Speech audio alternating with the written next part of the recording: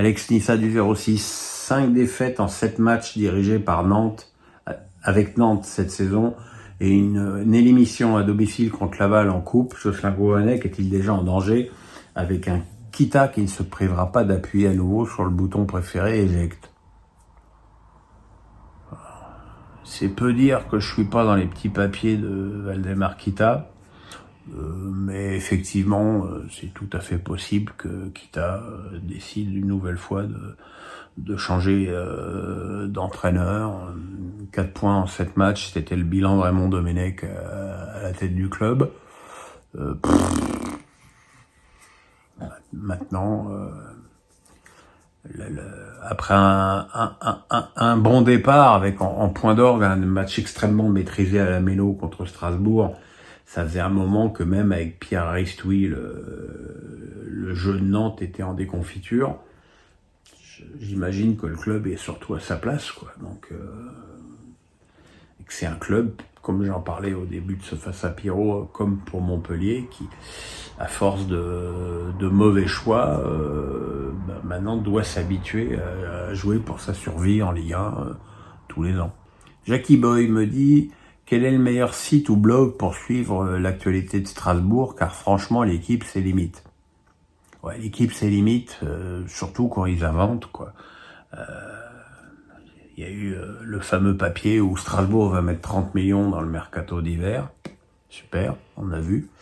Il y a eu le papier où ils n'ont pas pris d'ailier gauche parce qu'ils ne voulaient pas bloquer Angelo, alors que dans le même papier, ils disaient qu'ils avaient essayé de recruter Baoya d'Angers et Ali Chaud, qui est allé à Nice, plus un troisième joueur qui n'a pas filtré jusqu'aux grands informateurs de l'équipe. Donc quand tu veux prendre 3 joueurs à la place d'un, c'est pas exactement que tu veux pas le bloquer, mais bon.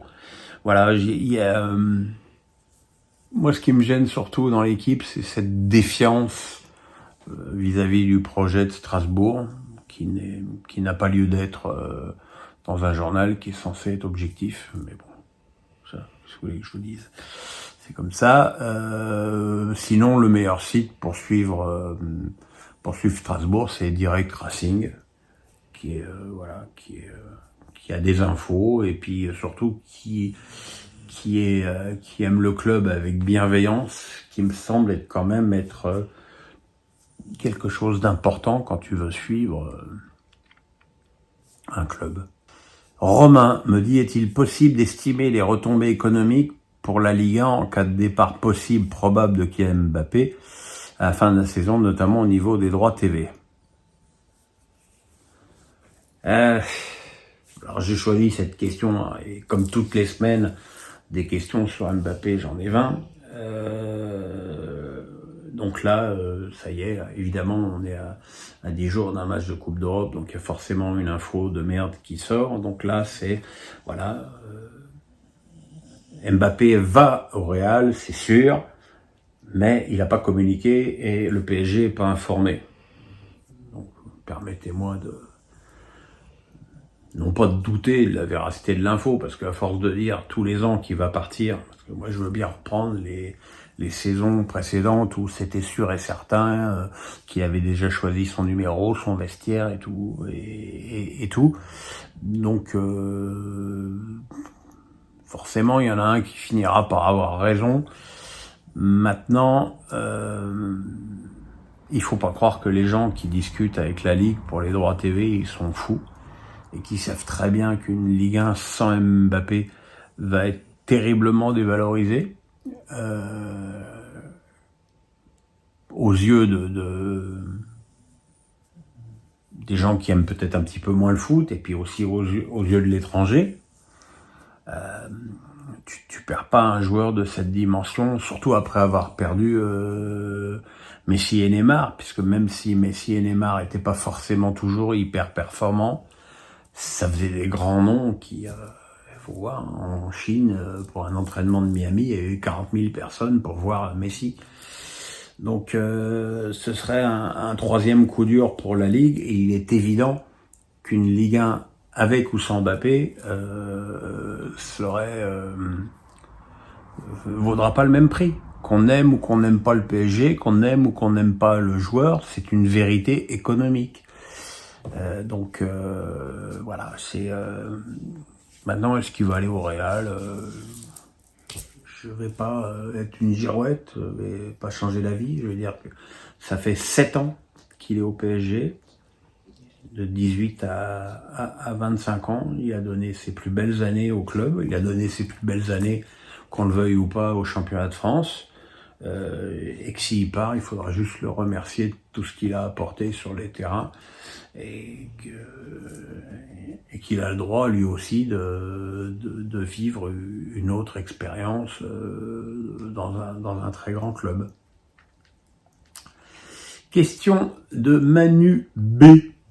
Ton nom a été cité par Julien Audoul dans l'émission de Cyril Hanouna sur le racisme anti-blanc.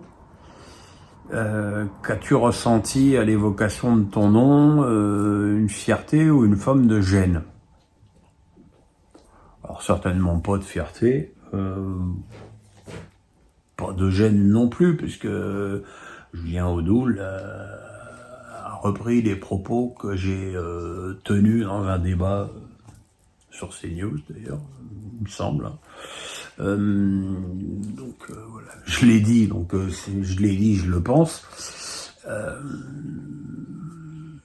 De là à penser que ça en fait un symbole du racisme anti-blanc, j'irai pas jusque-là. Je ne peux que confirmer ce que j'avais dit ce jour-là. Effectivement,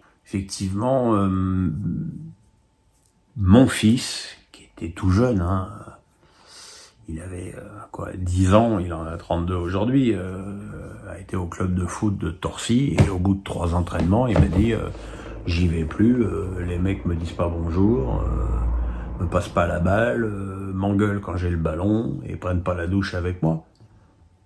Et il a été jouer au basket, où il était d'ailleurs bien meilleur, où il y avait exactement la même population et où il n'y a jamais eu de problème. C'est une forme de racisme anti-blanc, et de toute façon je ne vois pas comment on peut contester le racisme anti-blanc, puisque pour moi le racisme c'est quand une majorité opprime une minorité. Voilà.